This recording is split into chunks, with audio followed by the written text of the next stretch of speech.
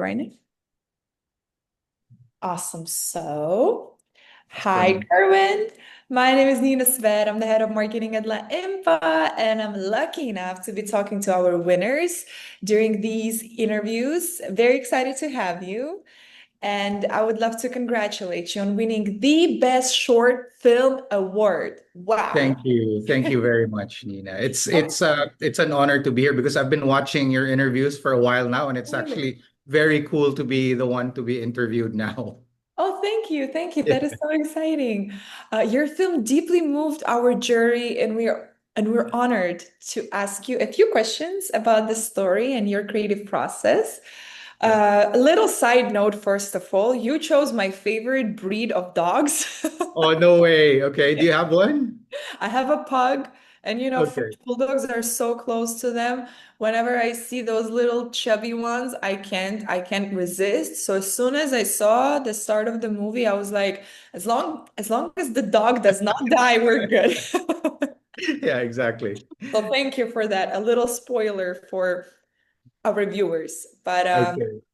first things first, why did you choose to tell a war story from the perspective of a dog rather than a soldier? And how does this change the way we experience the events? Well, first of all, when it comes to the story of Mutt, I wanted to tell a story that could only exist because of the capabilities of AI.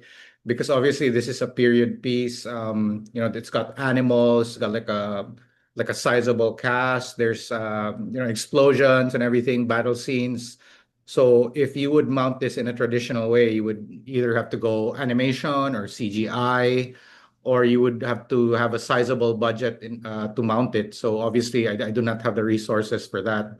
I mean, I could probably put this together, but it's going to take me years to pitch it and convince people to give me the money to do it. So AI makes it possible for me to do it now with just a laptop, and Mhm. then at the same time, you just have a laptop, a bunch of credits, but you're still able to tell the story with the scale and the intimacy that it deserves. And why from the perspective of a dog? Well, because dogs don't understand what whose side that they're fighting for, or who's right or wrong. So dogs only understand, the fear, loyalty, and routine.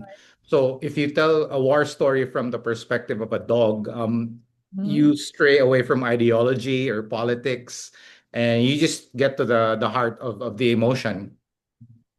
Totally. And so much for calling this breed, as long as the breed of pugs, that it's kind of like a cozy comfort couch dog. There you go. Exactly. Yeah, this story shows it from such a different perspective. And how did you discover this lesser known true story about mud?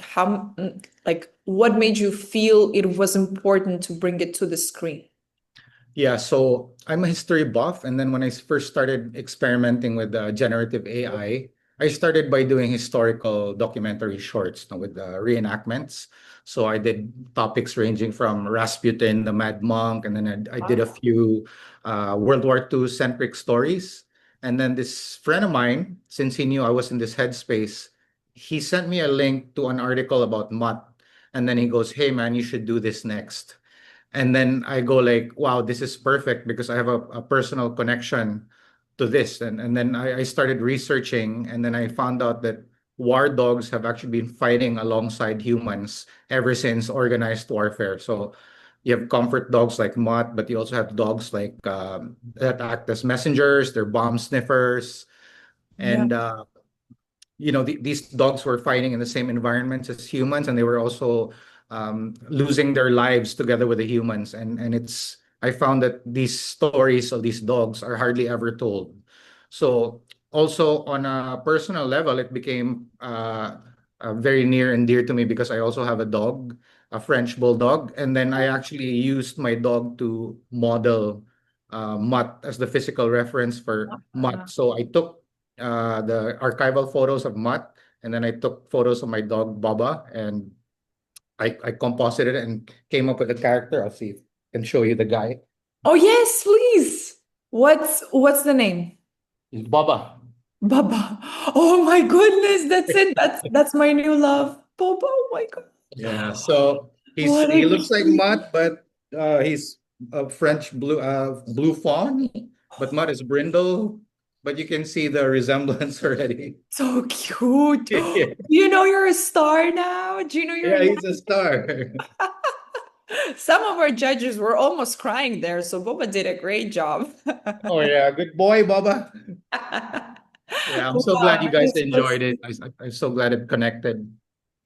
no, totally. Of course, it was an unexpected choice at first to see such a breed, during the war. And I was actually interested, despite the wartime setting, the film feels very warm and human. Was it your intention to focus more on companionship and care rather than combat itself?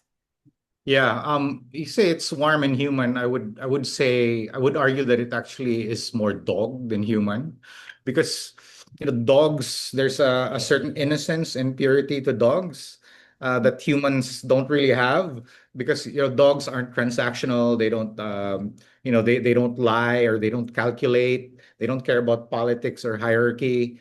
So even if you're the worst person in the world, your dog will still love you unconditionally. So if you have that kind of quality, it kind of pulls the film away from combat, and then it becomes about purely companionship. So, Mutt isn't there to fight or make sense of the war. He's just present to do his job, and then he just wants to be a good boy. So it's as simple as that. Exactly. Wow. It was so touching, especially the moments, the quiet moments, like Mud delivering cigarettes and this comfort to the soldiers. Um, it was so curious because with the use of AI, we felt something very warm inside and something very touching, aside from the stereotype that every AI film should be something about cyber robots and Yeah. that aspect of the movie industry.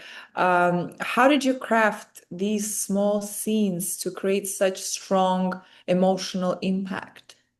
Yeah, okay. So yeah, a lot of AI filmmaking now is about the impressive visuals and everything. I mean, although Mutt still had that because of the big battle scenes, but it really wasn't about that.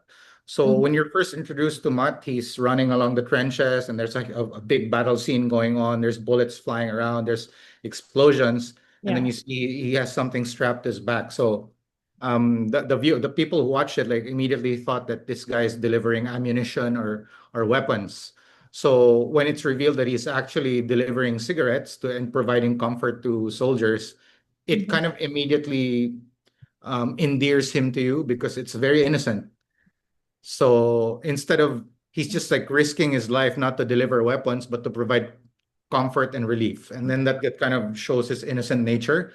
And then later, when he there's a scene where he comes across a distraught soldier who's experiencing PTSD, Mhm. and the approach is very observational. So dogs can't speak, but as a dog owner, you know that they're very observant. So they look at you, they try to figure out if you're depressed, if you're happy, and they can sense stress, grief, or fear, and then they kind of respond instinctively on their own. So in the film, there's very little dialogue by design. So Mhm. when you strip dialogue away, when you strip language away, every gesture, every look, and every small movement kind of carries more weight.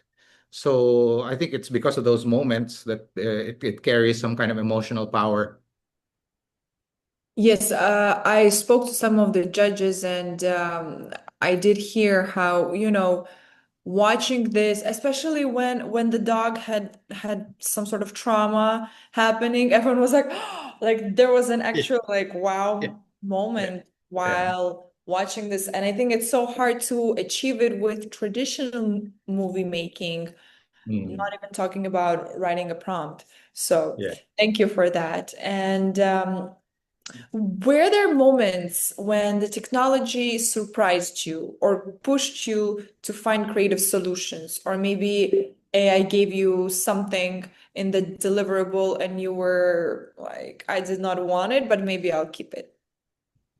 Well, what's surprising is sometimes when you come up with the shots, Mm-hmm. they look there's like a look or a small pause or just these little nuances that kind of land really harder than how you expect. It's when you look at it, it's like, holy cow, this looks so real, and there is so much soul and emotion to it. So if that kind of happens, I kind of like adapt and build the scene around that instead of trying to force what I have in my mind. And also, of course, there's limitations. There's times when I really couldn't get what I wanted, and I couldn't get the exact shot or the exact movement. So in those cases, I would have to simplify and compromise and find another way to communicate the idea. So, a lot of the imperfections I would have to hide in the edit. And at the end of the day, you have to learn to let things go and not be such a perfectionist and just focus on the emotion of the scene. Okay. And another question that is curious to me about everyone who's making short films, why do you think the short film format was the right choice for this story in particular? How might it have changed if it were a feature length film? Yeah, so everybody who does Gen AI films now know that it's not just you click a button or you prompt and then the whole thing gets spat out. It's a lot of work. So in my case, I was just doing this solo. Mm-hmm. So in order for us to do a full feature Gen AI, you would need a whole team to do that. Or if you could do it solo, you would need like months to do it. And then also the challenge for that is the technology is moving so fast that if you start doing a feature film and it takes you like 4 months to do it, by month two, they're gonna keep releasing new models, and then what you've been generating for the first 2 months already start to look dated. So you're gonna want to go back and regenerate the whole thing. So it's kind of like this whole vicious cycle you're not gonna be able to finish. I see. Yeah. Good But point. definitely I want to do a feature film. I mean, that's definitely in the works. I mean, something a challenge that I want to do in the future. Well, I hope you submit it to our festival again. Or We would definitely, love to check definitely. it out, of Yeah, yeah. course. Um, and last but not least, what feeling or maybe a message did you most want audiences to carry with them after the final frame? Was it more about love towards animals, or what was that peak that made you create this and the message that you would want people to receive? I'm a fan also of documentaries, and then when I watch war documentaries, I'm fascinated by not so much the battle scenes, but the in-between moments between the soldiers when they talk. They talk about their families at home and these small gestures. So maybe the takeaway that I want viewers to get from watching Mutt is, I want to leave people with a quiet sense of appreciation for loyalty and small acts of care, and the kind of presence that doesn't ask for anything in return. So that's what a dog gives you. It doesn't judge you or anything. It just wants your affection. So in that sense, Mutt isn't a hero in the traditional sense, but he shows up for his humans and he's always there. And yeah, so that's it. I love it. I would also like to add that I think that this short film could be inspiring for humans too, because if you see with how much passion dogs treat us, and dogs show their affection by bringing you cigarettes during the war, then how Yeah, much more can we do as humans for each other? So I would love absolutely. to thank you again for this beautiful, Thank you. heartfelt, and memorable film. And we look forward to seeing your future projects and new works. Thank you so much. Thank you so much, Nina. Pleasure. Have a wonderful day. Thank you. Bye bye. Bye-bye.